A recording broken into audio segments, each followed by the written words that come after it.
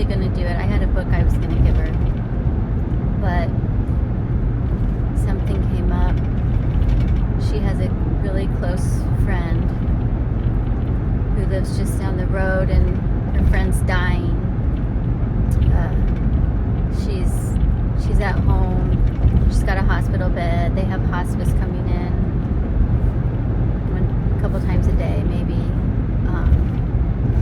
It's going to be any day. They weren't even sure if she was going to make it through the night, but anyway, her friend's husband had to go to the doctor today, and so he asked my grandma if she would come and sit with her friend so she wasn't by herself. And so we went and sat with Reba for 4 hours, which was really hard because that's my grandma's, probably one of her very last friends on the earth. When you're 93, you just don't have many people left while your friends are gone. So that was hard. I didn't want to burden her with something else. But I did think that I'm so glad that I am a preterist, because I don't know. This is another question that I had in my head that maybe you guys have wondered. If the book of Revelation is what's going to happen in our future, I didn't understand heaven, because the great white throne judgment, where the dead are raised and they stand before the throne and they're judged, and some come into the new kingdom, the new Jerusalem, the heavenly Jerusalem, and some go into the lake of fire. But if that hasn't happened yet, then when you die, or when someone dies, they don't necessarily go to heaven. I mean, they don't. Where do they go? They haven't stood before the judgment seat of Christ yet. The book hasn't been opened. They haven't found their name in the book. So they can't go to that perfect place.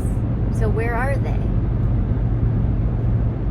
I always wondered that. And now that I'm a preterist, I have confidence to know exactly where they are.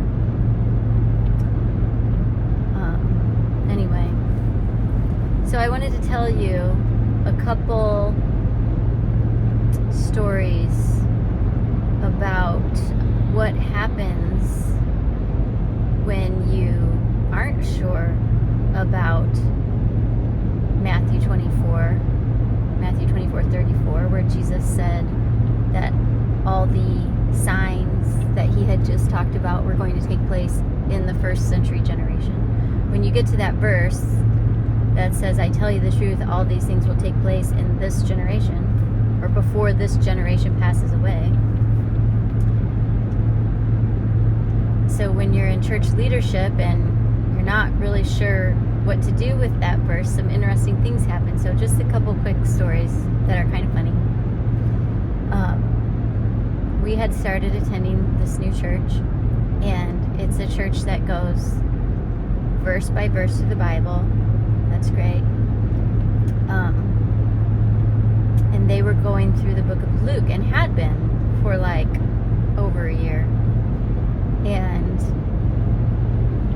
so we hadn't really discussed with anyone, what we had come to believe about that verse. But we were waiting expectantly to see what would happen when the pastor got to Luke 21:22, which is the parallel passage of Matthew 24. So it's the same thing, it's all the signs. Jesus talking, saying all these things are going to take place in this generation. It's the same thing. So every week we're just getting closer and closer and closer to this, wondering what is the pastor going to say. I mean, they pride themselves on going through verse by verse. They don't skip anything. They're not afraid of the hard topics, So here we are. It's Luke 21, verse 21. And then just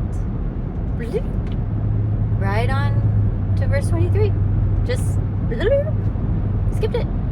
Like it wasn't even there. It was smooth as butter. He just floated right on past it without anybody even noticing. And in fact, I had to tell you, I almost didn't notice. He was so good at it that I wasn't sure. Like, wait, did I miss it? Did he skip it? Did he actually say something and I missed it? Well, my husband, he said he about jumped up out of his chair and screamed, "You forgot a verse!" Well, let's be honest, he didn't forget it.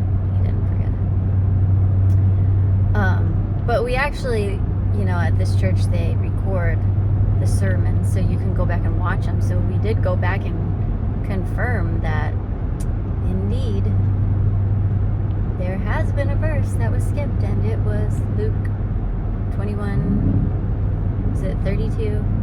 I'm sorry, I'm really bad with references, but I think it's Luke 21:32. Sorry, I think I said 22 before, but you know what I mean. The verse about this generation. And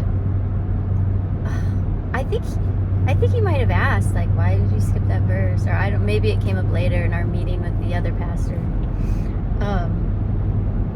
People we've talked to since then, like, no one noticed. Nobody even believes us when we tell them. Maybe they go back and watch the video to prove it. I don't know. But so around that same time, in our like smaller class, kind of like Sunday school, they decided they were going to talk about the book of Revelation.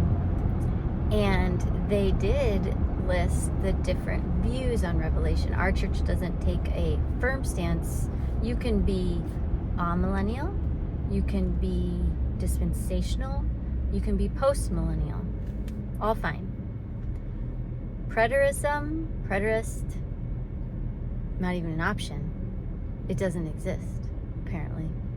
So when they listed the different categories of what people believe about Revelation, they just conveniently forgot to mention preterism. And in this case, I don't think it was, I think they actually didn't know about preterism. I don't think they were trying to hide it. I think they just honestly didn't know about it.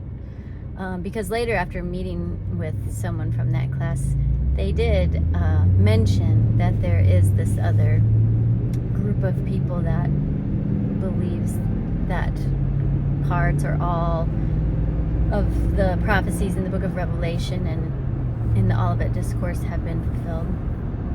So, anyway, we're going through the book of Revelation, and, I'm just biting my tongue big time. But, interestingly, we have different teachers each week, but the guy that was teaching this week decided to make the connection between all the events in the book of Revelation and Matthew 24, because they're the same. So he wanted someone to read Matthew chapter 24 in our class. And so someone read it aloud, but he asked them to read up through verse 33. So they were to stop at verse 33 and not read verse 34.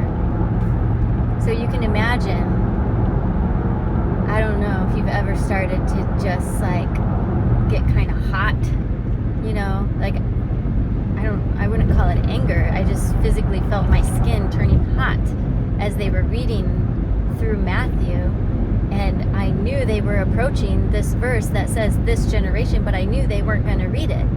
And I'm thinking, this is wrong. Why would you just stop there?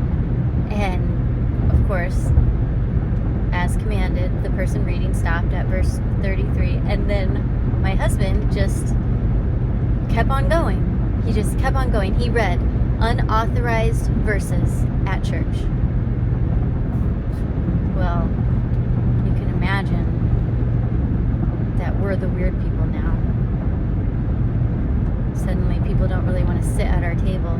We're Or suddenly, if people are sitting at our table, it's like one of the elders to make sure we don't go rogue again and read unauthorized verses of the Bible. But you have to ask yourself this.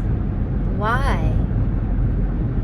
Why would they not want to read that verse? Clearly, it's because they're uncomfortable with it. So, if the leaders in your church are uncomfortable with a passage and they don't know what to do with it, then why are we listening to them when they tell us, but preterism is wrong? Preterism is false. It couldn't have happened the way that Jesus and the apostles said it was going to happen. We don't know how it happened. We don't understand it. And in fact, we want to just pretend that Jesus didn't even say it. So we'll just skip it. I mean, isn't that a huge red flag? It was for me. So those are just like little funny stories to encourage you that maybe your pastor doesn't know everything. Maybe your elders don't know everything. Maybe these people that we've been putting our faith in don't have the answers that they think they have. They feel like they've got it figured out, but inside of themselves they know that they don't. Because if they weren't afraid, if they didn't feel uncomfortable, they wouldn't be skipping these verses. So, yet again, read your Bible, because those verses are there, even though you probably never know it from going to church. They're not gonna read those verses to you, but you can read them for yourself.